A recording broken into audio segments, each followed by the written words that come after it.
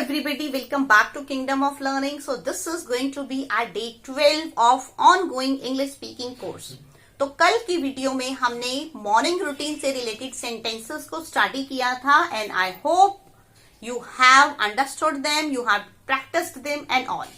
सो आज की इस वीडियो में अगर हमने मॉर्निंग रूटीन स्टार्ट कर दिया है तो आज की इस वीडियो में हम डेली एवरीडे लाइफ में यूज होने वाले कुछ सेंटेंसेस को स्टडी करेंगे. तो वो सेंटेंसेस जो हम अपने डेली लाइफ में, अपनी रोजाना की लाइफ में यूज करते हैं अपने घर में, हम पहले घर की बात करेंगे, फिर हम बाहर निकलेंगे अगली वीडियो में.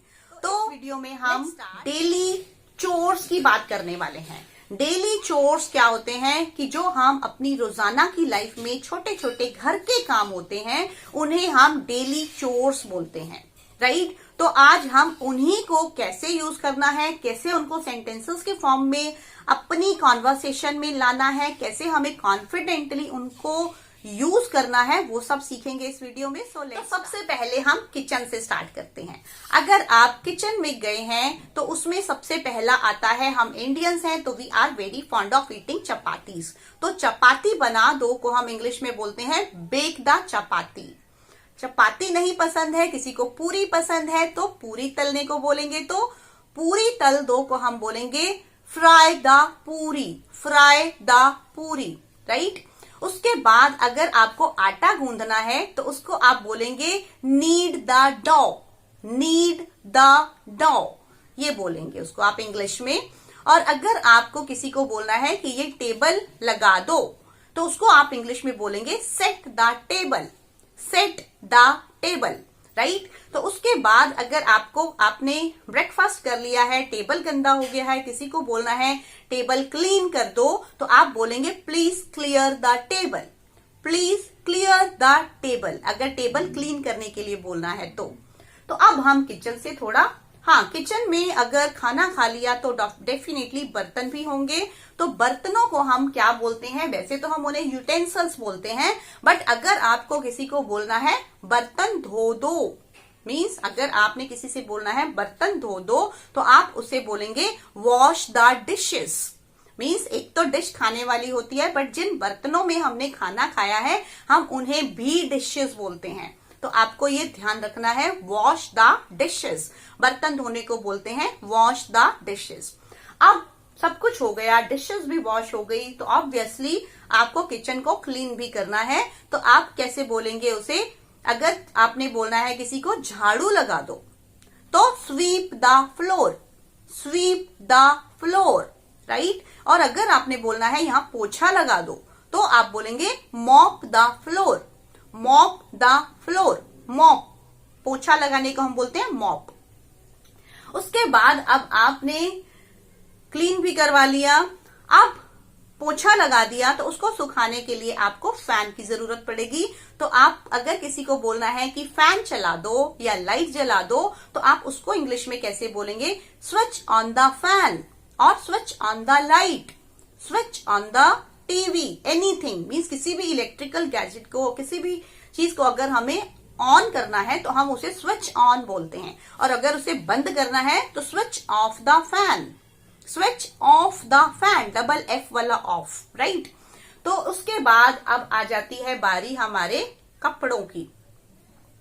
अब किचन का काम हो गया, झाड़ू पोछा हो गया, तो कपड़े भी तो घर में धुलते हैं. तो आप क्या बोलेंगे, अगर आपने किसी को बोलना है गंदे कपड़े अलग से रख दो तो you will say keep the dirty clothes aside, keep the dirty clothes aside, गंदे कपड़ों को अलग रख. अगर आपने बोलना है किसी को इन कपड़ों को वॉशिंग मशीन में डाल दो तो put the dirty clothes into the washing machine, put the dirty clothes into the washing machine. अगर वॉशिंग मशीन में वॉश हो गए क्लोथ्स, उसके बाद उनको ड्रायर में डालना है तो धुले हुए कपड़ों को ड्रायर में डाल दो, धुले हुए कपड़ों को ड्रायर में डाल दो. Put the washed clothes into the dryer, put the washed clothes into the, भी हो गए, ड्राई भी हो गए. तो नेक्स्ट काम क्या आ जाता है, फोल्ड करना. तो अगर आपको बोलना है कपड़ों को तह लगाकर अलमीरा में रख दो तो आप उसको कैसे बोलेंगे? Fold the clothes and keep them in the अलमीरा। Fold the clothes and keep them in the अलमीरा। अगर आपकी कोई बात नहीं मान रहा, रूम गंदा हो रहा है, आपको किसी को बोलना है कि रूम साफ कर दो, तो आप कैसे बोलेंगे? Please tidy up the room. Please tidy up the room. अगर आपको कर्टेन्स हटाने हैं तो आप उसको कैसे बोलेंगे? Take the curtains off. Take the curtains. Room को गंदा मत करो तो आप बोलेंगे don't mess up the room. But अगर किसी ने कर ही दिया है रूम गंदा और बोलना है कि रूम बहुत गंदा है, तो आप बोलेंगे the room is all messed up. The room is all messed up. और अगर अब आपने किसी को बोलना है कि ये कूड़ा हटा दो, इस कूड़े को बाहर फेंक दो, तो आप क्या बोलेंगे? Would you please throw the garbage out.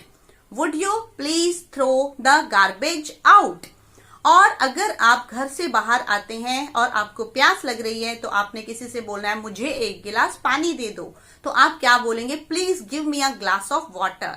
Please give me a glass of water. आपको किसी से बोलना है मैं लेट हो रहा हूं, मैं लेट हो रहा हूं, तो आप क्या बोलेंगे?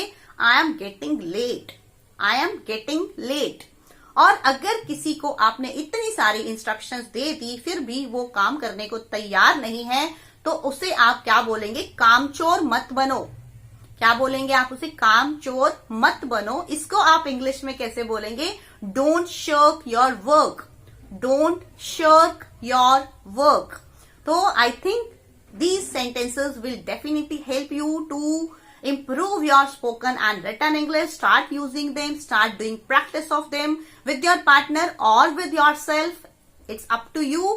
So share this video with your friends also, and if you have not subscribed to Kingdom of Learning yet, do it fast to improve your English and get educational updates. Thank you.